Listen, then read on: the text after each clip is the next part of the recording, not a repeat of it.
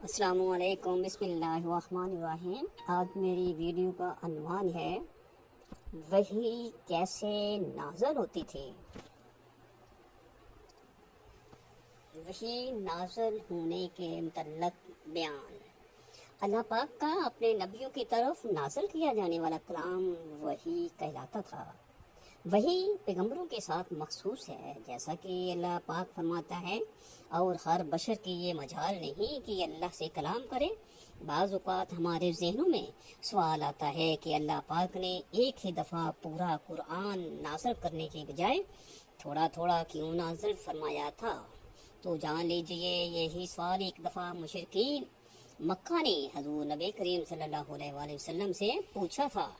تو اس کے جواب میں اللہ پاک نے سورۃ فرقان کی آیت نمبر 32 اور 33 نازل فرمائی۔ اللہ پاک فرماتا ہے، اور یہ کافر لوگ کہتے ہیں کہ ان پر سارا قرآن ایک ہی دفعہ میں کیوں نازل نہیں کر دیا گیا؟ اے پیغمبر، ہم نے ایسا اس لیے کیا ہے تاکہ اس کے ذریعے تمہارا دل مضبوط رکھیں، اور ہم نے اسے ٹھہر ٹھہر کر پڑھوایا ہے۔ اور جب کبھی یہ لوگ تمہارے پاس کوئی انوکھی بات لے کر آتے ہیں، ہم تمہیں اس کا ٹھیک ٹھیک جواب اور زیادہ وضاحت کے ساتھ عطا کر دیتے ہیں۔ سورۃ الفرقان 32 اور 33 اس آیت مبارکہ کی تفسیر میں حضرت امام رازی لکھتے ہیں کہ قرآن کریم کے تدریجی نزول کے پیچھے 3 طرح کی حکمتیں تھیں۔ سب سے پہلے یہ کہ اگر قرآن ایک ہی دفعہ نازل ہو جاتا تو احکام کی پابندی اسی دن سے شروع ہو جاتی، مطلب پہلے دن سے ہی مسلمانوں پر تمام احکام لاگو ہو جاتے، جن پر ایک دم سے عمل کرنا مشکل ہو جاتا۔ دوسری وجہ یہ تھی کہ حضور صلی اللہ علیہ وآلہ وسلم کو مکے والے روز طرح طرح کی اذیتیں دیتے تھے، جبکہ حضرت جبرائیل کا بار بار قرآن لے کر آنا ان مصیبتوں کو خوشیوں میں تبدل دیتا تھا۔ تیسری وجہ یہ ہے کہ قرآن کریم کا ایک بڑا حصہ لوگوں کے سوالات کے جوابات اور مختلف واقعات سے متعلق ہے، اس لیے ان آیتوں کا نزول اسی وقت مناسب تھا جس وقت وہ سوالات کیے گئے یا وہ واقعات پیش آئے۔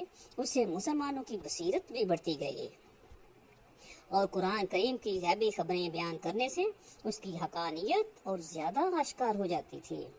مختلف انبیاء پر اللہ پاک نے مختلف طریقوں سے وحی نازل فرمائی، جبکہ اللہ پاک نے اپنے آخری نبی سرور کائنات آقائے دو جہان حضرت محمد صلی اللہ علیہ وسلم پر 6 طریقوں سے وحی نازل فرمائی۔ ناظرین، ان 6 طریقوں سے متعلق بتانے سے پہلے ضروری ہے کہ آپ کو وحی کی کیفیت کا حال سنایا جائے۔ ابن سعد روایت کرتے ہیں کہ جب بھی حضور صلی اللہ علیہ وسلم پر وحی نازل ہوتی تو آپ کا چہرہ انور متغیر ہو جاتا، جیسے کہ کھجور کی زرد شاخ ہو، سامنے کے دان کپ کپانے لگتے، سانس رکنے لگتا، اور آپ کو اتنا پسینہ آتا کہ اس کے قطرے موتیوں کی طرح جڑنے لگتے۔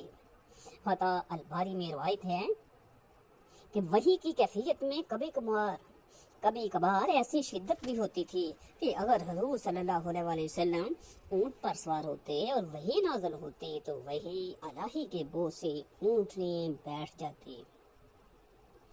ایک دن اس طرح وحی آئی اور آپ صلی اللہ علیہ وآلہ وسلم کی ران حضرت زید بن ثابت رضی اللہ عنہ کی ران پر تھی، تو حضرت زید کو اس قدر وزن معلوم ہوا کہ جلد ہی ان کی ران کچلی جائے گی۔ امام بیکی بہت سے صحابہ سے روایت نقل کرتے ہیں کہ وحی جب نازل ہوتی تو کبھی کبھار ہلکی ہلکی آوازیں دوسروں کو بھی محسوس ہوتی تھیں۔ صحابہ کے اقوال نقل ہیں کہ جب حضور صلی اللہ علیہ وآلہ وسلم پر وحی نازل ہوتی تو آپ کے چہرہ مبارک کے قریب شہد کی مکھیوں کی بن بناہٹ جیسی آوازیں سنائی دیتی تھیں۔ آئیے ناظرین، ان 6 طریقوں کے متعلق آپ کو بتائیں گے جس طرح اللہ پاک نے نبی آخر الزماں حضرت محمد مصطفیٰ صلی اللہ علیہ وآلہ وسلم پر وحی نازل فرمائی۔ سب سے پہلے طریقے کو امام بخاری روایت کرتے ہیں کہ ایک دفعہ حضرت صلی اللہ علیہ وسلم حضرت حارث بن حشام رضی اللہ تعالی عنہ نے پوچھا، یا رسول اللہ، آپ پر وحی کیسے نازل ہوتی ہے؟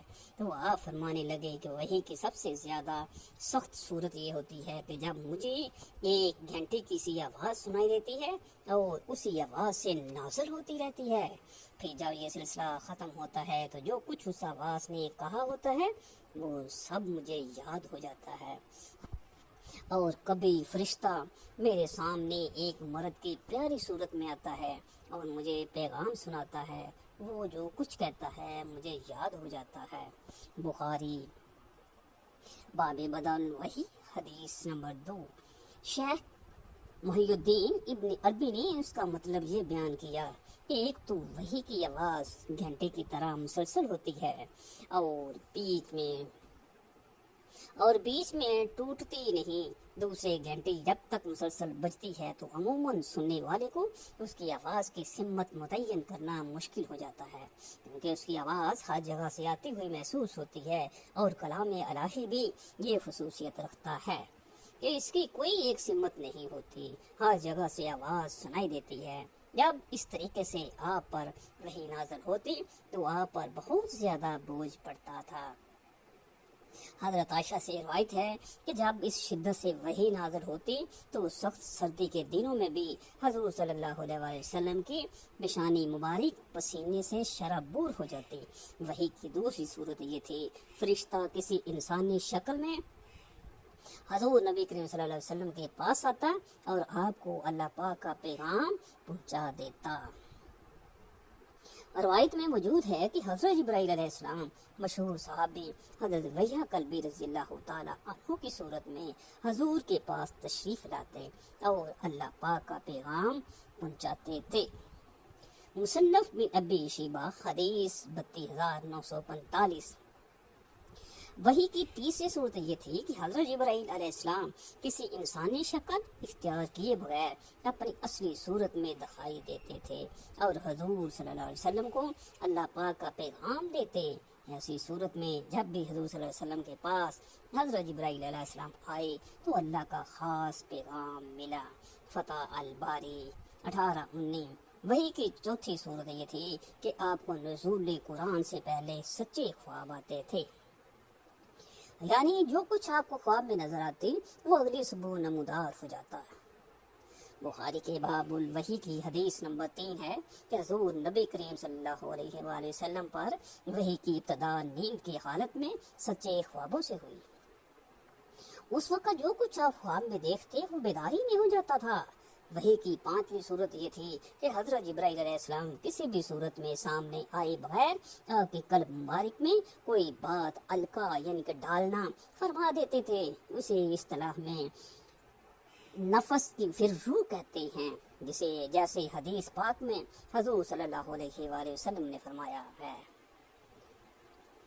حضرت جبرائیل علیہ السلام نے میرے دل میں بات ڈالی ہے کہ کوئی نفس مرتا نہیں یہاں تک کہ اس کا رزق مکمل ہو جائے، لہذا تلاش رزق میں اعتدال اختیار کرو۔ شعب الایمان حدیث نمبر 1190۔ وحی کی چھٹی صورت فرشتے کے واسطے کے بغیر اللہ تعالیٰ کی آپ صلی اللہ علیہ وسلم سے براہ راست گفتگو، جیسے اللہ تعالیٰ نے موسیٰ علیہ السلام سے گفتگو فرمائی تھی۔ وحی کی یہ صورت موسیٰ علیہ السلام کے لیے نص قرآن سے قطعی طور پر ثابت ہے، لیکن نبی صلی اللہ علیہ وسلم کے لیے اس کا ثبوت قرآن کے بجائے معراج کی حدیث میں ہے، جب آپ صلی اللہ علیہ وآلہ وسلم پر معراج کی رات نماز کی فرضیت وغیرہ کے سلسلے میں اللہ تعالیٰ نے اس وقت وحی فرمائی جب آپ صلی اللہ علیہ وآلہ وسلم آسمانوں کے اوپر تھے۔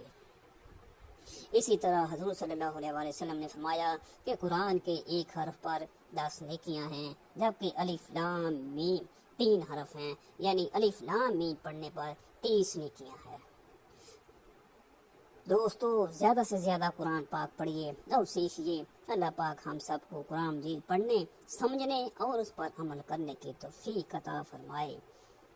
اللہ پاک قیامت کے دن ہمارے گناہوں پر پردہ فرما کر ہمیں نبی پاک صلی اللہ علیہ وسلم کی شفاعت نصیب فرمائے۔ آمین ثم آمین۔